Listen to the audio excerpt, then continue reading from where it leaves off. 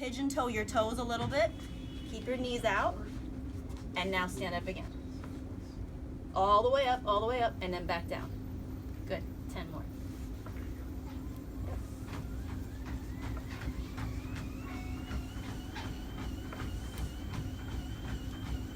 So that crunching in your knee, that's totally like common and normal. That's nothing to be alarmed about. That's crunchy stuff. It just happens over time. It's really nothing. It freaks people out more than anything, but it can go away with proper movement, but it's not anything that's good. Now walk around. Good there. Or when you do your foam, when you roll your calves, cross over your feet. Make sure when you roll your calves, don't roll them like this. Roll them with the put dead weight on it. Yeah. Then twist and roll up and down like if this is the foam roller. You want to twist and roll up. Yes. I should do it. It hurts. So you want to roll outwise. Also, drop the golf ball right there. Plop on the side and roll up and down right on the golf ball. Don't let this guy go. This meat is a big deal. That's where it gets really, really stiff and tight, and that stops you from walking around. Get up and walk around.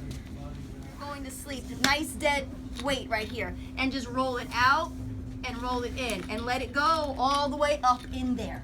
Let it go all the way up in your crotch. You have to get all the way in the groin. Most people stop right here. This meat right here will cause you great grief if you do not get that pliable. Exactly. It's attached to the iliac psoas, which covers your sacrum and your pelvis, up and over. If you do not release that, you're asking for front to back hip issues and a torn hip labrum, okay? Torn hip labrums come from unattended to IT bands and iliac psoas that are too tight. Does that make sense? So get over it and go all the way up in there and come on out. Calves. The inner thigh is it's just as important as your IT band, guys, really. It's really no joke. Get up in there and your calves. Those are must rolls pre-run. Must rolls pre-run. You can get through the whole body in like 10 minutes. It's not that big of a deal. Activation outside and go. Big deal. So any other questions? I haven't gone over everybody's injuries. It's rigid around the knee, right knee. When I go 45 degrees going down the stairs. So you have to release this to get rid of the LCL pain.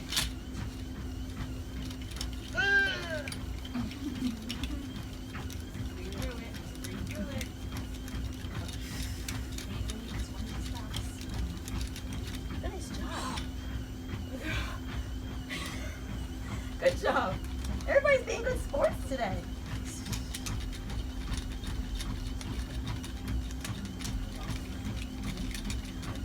Mabigat yung ano niya. Yung ginawa niya sa akin, mabigat. Nga lang natotolerate ko. Much more beneficial to do it post.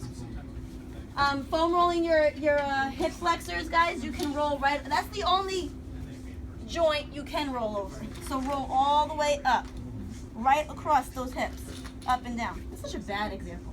But roll right up over your hips. To make sure that you get those hip flexors. It's a tendon. So the reason why it would be tight or tendon here is her quads are too tight, her quads are overworking, and her calves are tight, which are all going to be kept that way by her IT band. So we need to work on your quads first and get all the heat off your quads. Do you have any pain on this leg? Yeah, it's both. Oh, you have them in both legs. That's a good sign. At least you're balanced. At least we're starting out in the same rate on both legs. You let me know if it's too much, okay?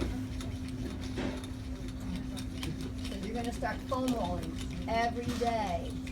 Yeah, I just popped it out. But this is coming from your hamstrings, for sure. But the hamstrings are too tight, not because everything else is working besides the hip, the glute, your back, your T-spine, that should be picking those up. That's not working. So rolling the hip flexor and doing some nice high knee walks, it's gonna be like annoying. If you do 60 and you're tired, that should tell you how weak your hip flexors are. And then that's why you're also not picking up your feet when you're running. You're not picking up your knees. Big deal. You can't get your glute will never fire unless your foot hits in front of you. Unless that foot comes down in the heel, your glute will never fire up. This threads the heel, that threads it through. So if you ever see my videos, you see them doing clown walks all over the place. I'm actually training in the slowest movement of a run that I possibly can. It's what I call a clown walk. So you break down the whole run, and I do it at the end of the session because I want to see what in that pattern is still not listening to me. If you're still wobbling, what leg is it? Was it the shoulder? Was it the hip? That lets me see a lot because it's at the end of the session, you're firing, you're loaded. Now I can really see what's wrong, and it picks it up for the next session. So I always break down how your body is moving so I can see what I need to fix so that you can do whatever you want to do. So it's a lot when you assess the body for sure.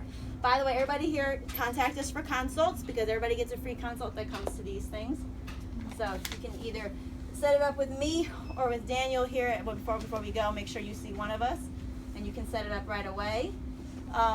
And those that set their consult today get a free session. Woo! Happy New Year! Do you have a list of what insurances you guys take? We don't accept insurance. Yeah. What are your prices? FMS, they start at 400. For one session? No, for the month. For the month.